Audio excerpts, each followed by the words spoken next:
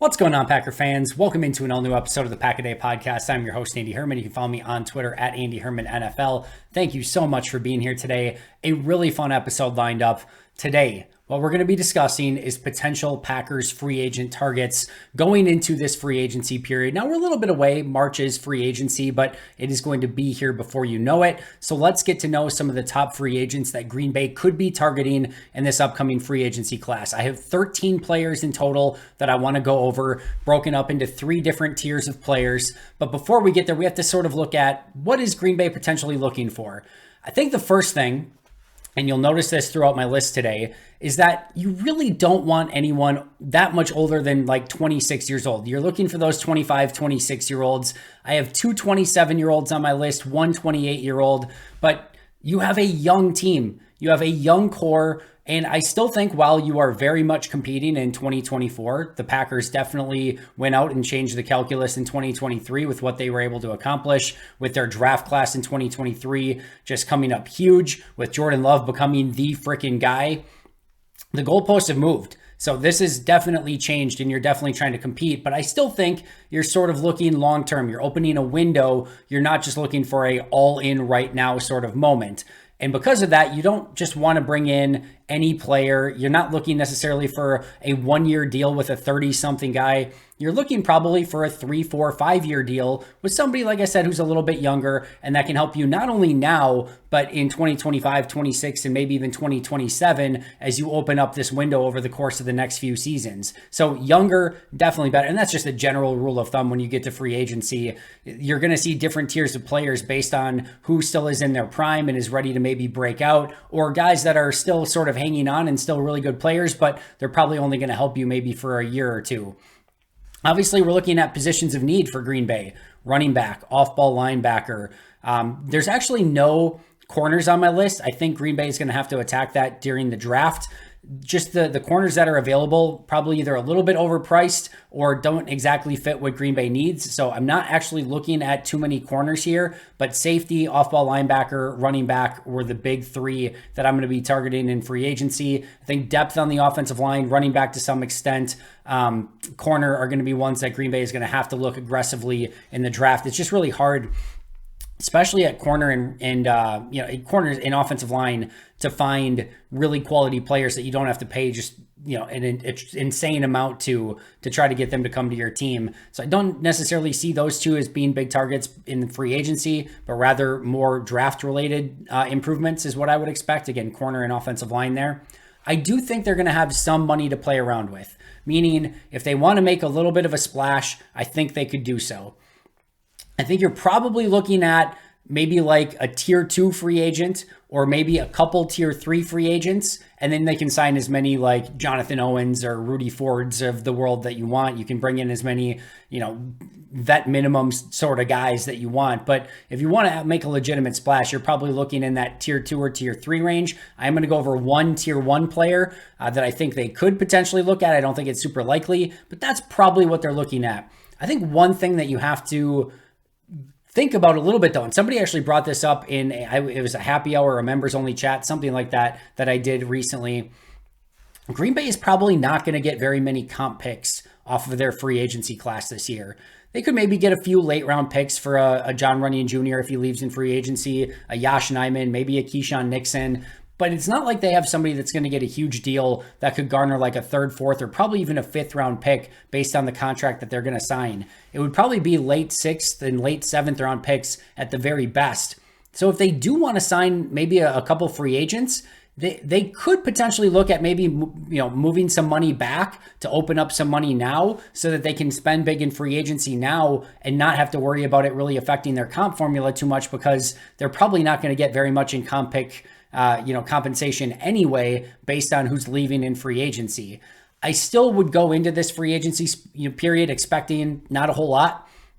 If you're going into this expecting a bunch of high-end free agents or a redo of Adrian Amos, Preston Smith, Zadarius Smith, Billy Turner, you're going to be sadly mistaken. They're not going to do anything like that. But again, I do think a couple mid-tier-ish free agents are very much in the realm of possibility for Green Bay. And based on how they performed a season ago, it would not be surprising at all if they wanted to do that. All right, so let's get into my 13 total free agent targets in 3 different tiers. Tier 1, labeling this one big game hunting. Only one on this list, and that's Antoine Winfield Jr. Super likely? No. 26 years old. Was a second round draft pick out of the Minnesota in 2020. 7.81 RAS, 15 sacks, 11 forced fumbles, 7 interceptions in his career. In 2023 alone, he had 122 tackles, 6 sacks, 3 interceptions, a 90.4 PFF grade in 2023. His grades prior to that, 78.7, 89.5, 67.2, and this past season, he was PFF's 3rd graded safety. He's it. He's everything. He's everything you want at the safety position. He is a ball hawk. He is a disruptor. He's good in coverage. He's a good tackler. He's good in run defense. He is it.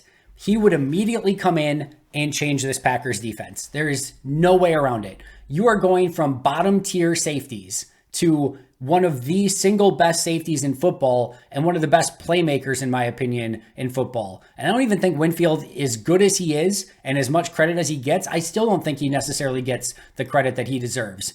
Again, he'll be 26 this season throughout the year, and I think he's still getting better. He's Mr. Consistent. He's got it obviously in his DNA. His dad played in the NFL. He's a stud. And you go from safeties of Darnell Savage, Jonathan Owens, Rudy Ford, Anthony Johnson Jr.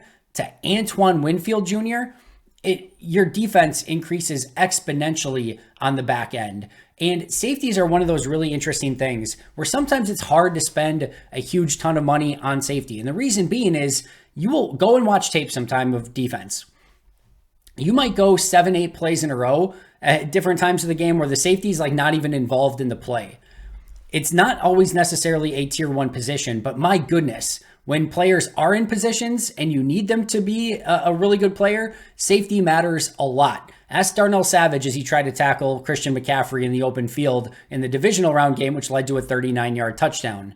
You need your safeties to perform when they are put in those high pressure situations, and Winfield has done that throughout the course of his career. More importantly, Green Bay has struggled to force turnovers. They've struggled with players blitzing out of the slot or having even sort of like, I'm not saying Antoine Winfield Jr. is Leroy Butler, but he has some of those same traits where you can blitz him off the edge, you can use him in coverage, you can use him in man coverage against certain players if you want. He just has it all. Now imagine again going from your group of safeties that all of them you felt a little sick to your stomach, going out there and having to play a ton of snaps to now having arguably, top 2 or 3 safety in football on your roster. I say, is it super likely? Probably not. Do I see Green Bay outbidding every other team for his services? Probably not. Could Tampa Bay franchise tag him or just give him a massively lucrative contract for him to stay in Tampa? Probably. But if he does become available and Green Bay does want somebody that could completely alter the state of their secondary and their defense, Antoine Winfield Jr., the one tier 1 free agent that I think Green Bay would at least have to take a look at it and consider and maybe make an offer to. That brings us to tier 2 players. The first one is really interesting, and I'll start by saying there's a lot of reasons not to do it, more than there are reasons to do it, but I'm going to go over it anyway because it's an interesting conversation. And that's Saquon Barkley, 27 years old. One of the main reasons that he is on my list is because the Packers were interested in Jonathan Taylor a season ago and specifically trading for Jonathan Taylor. Not signing in free agency, trading for him, which meant not only were they willing to give him a big contract, they were willing to give up assets to get him. Now, 1, Jonathan Taylor is younger. 2, Jonathan Taylor is better. And 3, Aaron Jones is he's going to still be on this team this year, but Aaron Jones was on the team last year too. But here's why I think it's interesting. Clearly, Green Bay wanted another running back to go with Aaron Jones. Number 2, we saw how much Aaron Jones mattered this past season. When he was in the game, it was a different offense. It became from a solid to good offense to a otherworldly offense. And we know 2 things. 1, that Aaron Jones isn't going to play a ton of snaps every single game. And he's also getting to the point in his career where he's going to probably get a little bit more banged up. The other thing we know is that Saquon Barkley does not stay healthy through the course of a season. He gets a little bit banged up, and sometimes he's going to miss some games. You almost have a perfect platoon here of hey, you just need one of those guys to be healthy. And if you have both, look the heck out. and you can sort of, utilize both of them. But then you don't have those situations where it's like, oh my goodness, Aaron Jones isn't out of the game. Now what do? It's like, oh, Aaron Jones is out of the game. Saquon Barkley is in. Oh, Saquon Barkley's out of the game. Oh, Aaron Jones is in. And you just constantly have a really freaking good running back on the field at all times. Now, Barkley was the second overall pick in 2018, a 9.97 relative athletic score coming out of school, 47 touchdowns in 6 seasons, was tied for 9th in runs of 10 or more yards this past season with 26. He averages 98.8 yards from scrimmage in his career per game. In 2023, he had 247 rushes for 962 yards, a 3.9 yard average, 6 touchdowns, 41 receptions, 280 yards, and 4 touchdowns for, let's just be honest, the Giants offense that was abysmal for the majority of the season. Had a 70.2 PFF grade in 2023. In prior years, he had an 80.3, 59.1, 60.3, 72.2, and 85.2, and was graded as PFF's 35th best running back this past season, again, with a really bad Giants offense. Now, there's some pros to signing him. We went over those already. The ability to have a really good running back on the field at all times would be one of those. And we've seen Matt LaFleur be creative with 2 running backs on the field at the same time. And Barkley and Jones would probably allow you a little bit more creativity because both of them could be lined out wide and you have to honor them in some capacity. Now, the downside here is you're paying for the name Saquon Barkley to some extent. Saquon has never lived up to the hype. He's had some amazing moments. He's had some pretty good seasons, but he's never quite lived up to that second overall pick. He's never quite lived up to the huge contracts. He's been injured more often than not. And if you have to pay him like a big time running back and give him a ton of money, I don't see that as being the smartest thing to do for Green Bay. However, if you can get him on a reasonable deal, and you think that using him and Jones in the backfield could be something that would be advantageous, and you think it could supercharge your offense, I don't hate it. This is another one where I will say, would I think it's likely or expected? No, I think it's a very long shot. But for the right price and the right reasons, I think it's within at least a small realm of possibility, especially based on the fact that Green Bay was aggressively looking to go after Jonathan Taylor just a season ago. So if they do want that second running back to be able to come in and you maybe aren't able to trust a rookie, there's not a ton of other options out there. We'll go over one other option in this episode today, but you could look at a 27-year-old Saquon Barkley who still has some tread on the tires and say, hey, this would be a really fun duo with Jones and Barkley, always having someone amazing in the backfield, and that will set up our offense for success with all those weapons down the field, the tight ends, Jordan Love, of course, doing what he's been doing. It just potentially supercharges your offense to a point where it makes it extremely difficult for opposing defenses to stop. Next up, Patrick Queen, off-ball linebacker, 25 years old, was the 28th pick in the draft in 2020, an 8.80 relative athletic score coming out of school, 133 tackles, 3.5 sacks, 18 pressures, an interception, and 6 pass breakups a season ago. You love the idea of Patrick Queen and Quay Walker together at inside linebacker. Both of them are freak athletes. Quay a little bit more so, but both of them are studs. Quay has a little bit more coverage and sideline to sideline ability. Patrick Queen is a little bit more going to come up and fill the gap aggressively, maybe hold up a little, not maybe, he's going to hold up better against pulling guards and fullbacks, and he's going to hit you right in the freaking face.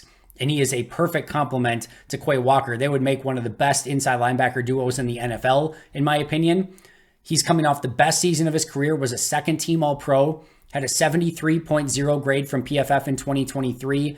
Prior to that, he had a 69.7, a 43.5, and a 29.7. Just to put that in reverse, his rookie year, 29.7 grade, then 43.5, then 69.7, then 73.0. He's gotten better every single year. This past year, he was PFF's 23rd rated inside linebacker. If you watch some of the plays on tape of him playing physically, you don't even recognize the position of inside linebacker compared to how the Packers played, and being a little bit more passive and not necessarily attacking the line of scrimmage with such ferocity.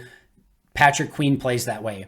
They need that sort of inside linebacker to pair with Quay Walker. I do not believe Devondre Campbell is going to be back. I think it is a match made in heaven, and we have seen the Ravens with Queen and Roquan Smith, the 49ers with Dre Greenlaw and Fred Warner. These big-time defenses have 2 big-time off-ball linebackers. We talked about Saquon Barkley supercharging the offense. You want to do it on the defensive side of things? Look no further than Patrick Queen.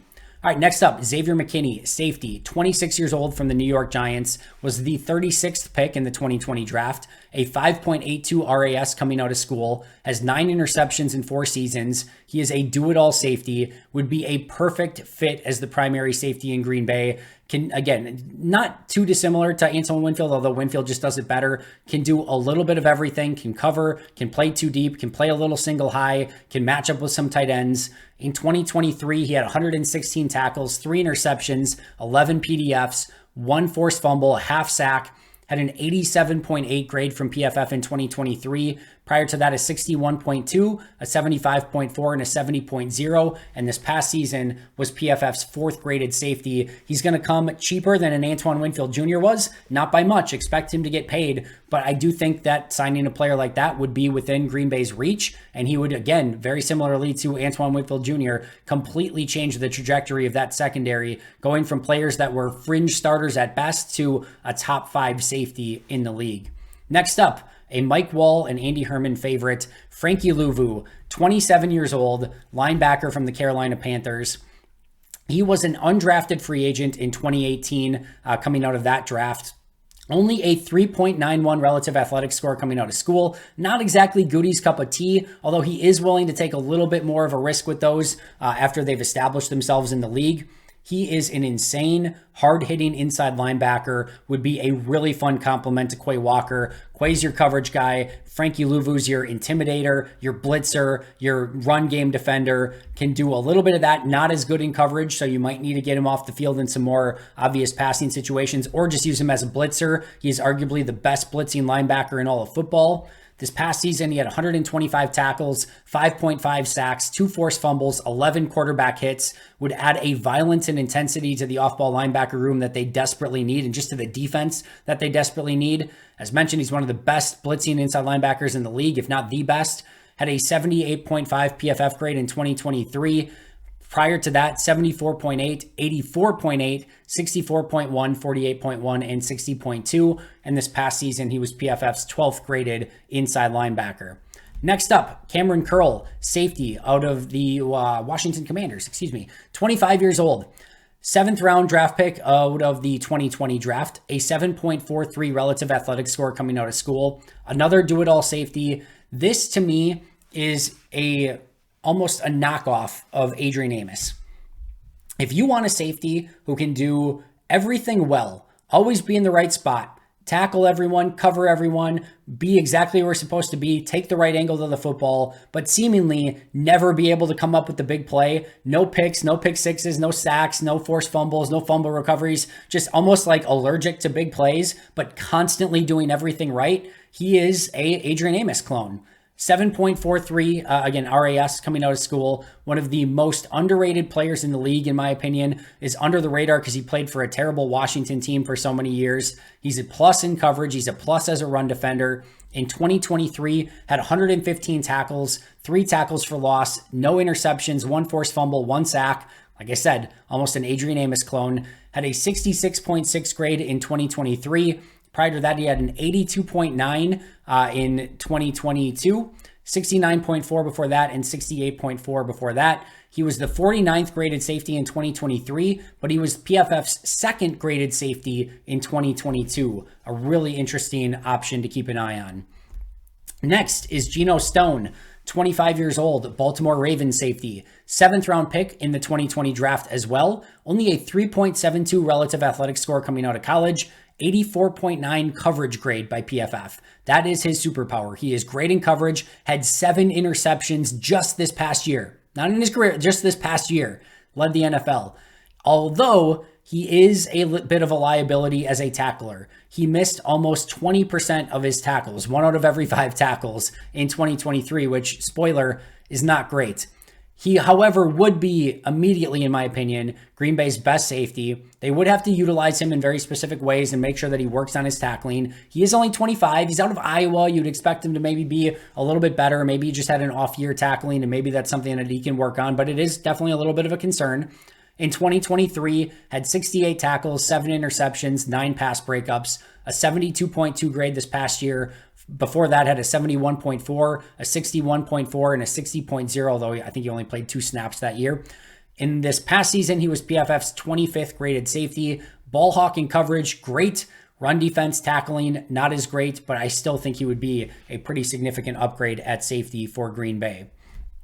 Next up, and the last player in my second tier of players, is DeAndre Swift, the running back from the Philadelphia Eagles. Only 25 years old. He was the 35th pick in the 2020 draft, had a 7.56 relative athletic score coming out of school. This past year for Philly, he had 229 carries, 1,049 yards, 4.6 yard average, 5 touchdowns, 39 receptions, 214 yards, and another touchdown. Had a 66.5 grade from PFF this past year. Before that, a 78.1, a 58.0, and a 69.4. And this year, he was PFF's 45th graded running back.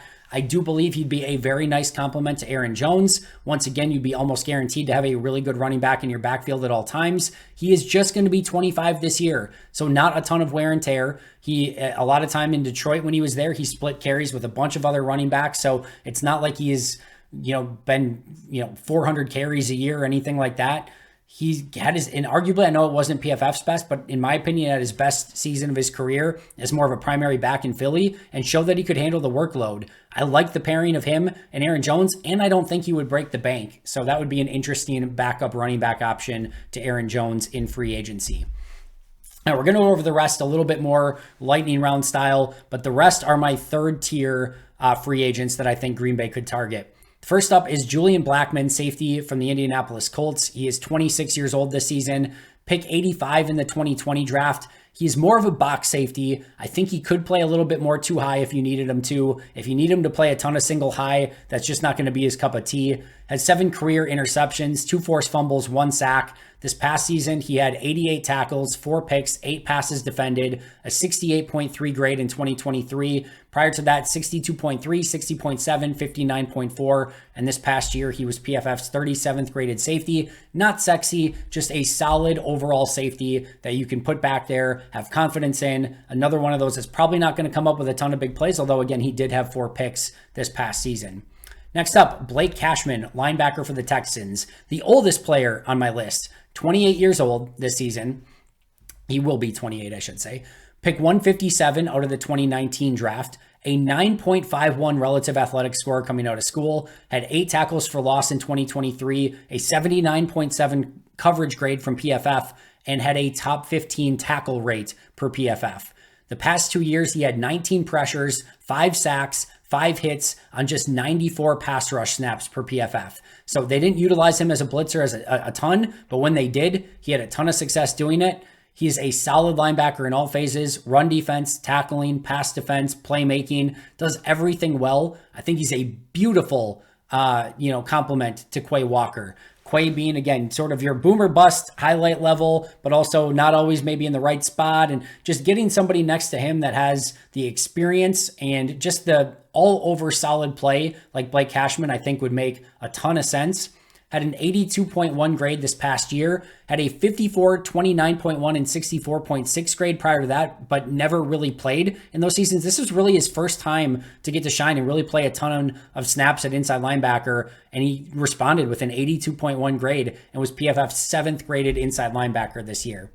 Next up, maybe not a huge position of need, but a player that I really liked coming out of college, and I think got better as his NFL career went on, was in a lot of rotations in Buffalo as an edge defender, and I think still has some breakout ability in the NFL. That is AJ Epinesa, 26 years old, edge defender who can also kick inside and play a little bit on the interior.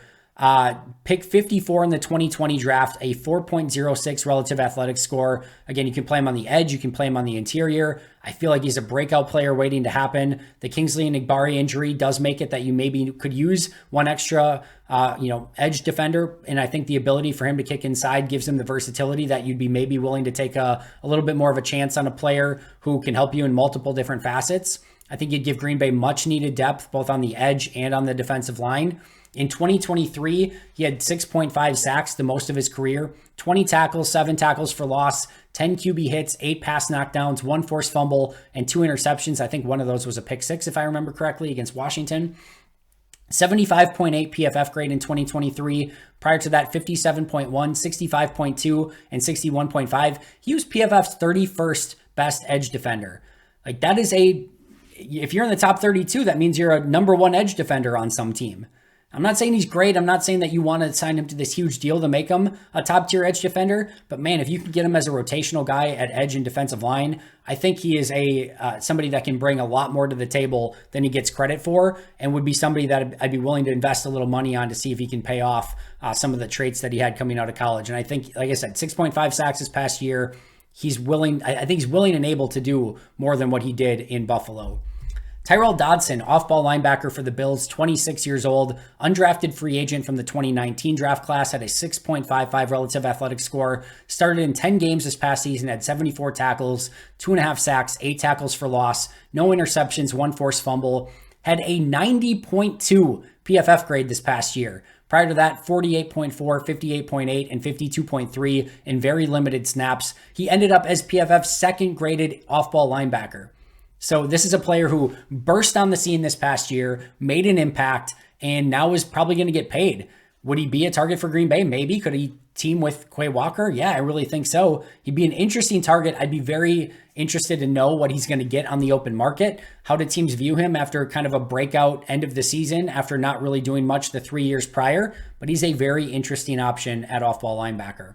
And then last but not least, the final one on my list, Jeremy Chinn, the safety from the Carolina Panthers, 25 years old. He also plays kind of some off-ball linebacker as well, kind of a hybrid player.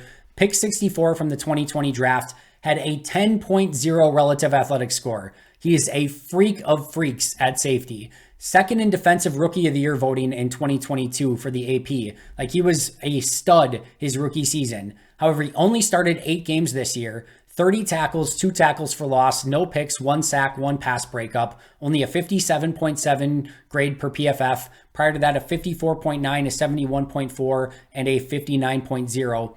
In 2021, he played over 1,000 snaps for the Panthers. This past year, not due to injuries or anything, he only played 285. He completely fell out of favor in Carolina. He hasn't done much these past couple seasons. He desperately needs a change of scenery. Having a guy with a 10.0 RAS score, Brian Gutekunst would love to take a flyer on a player like that.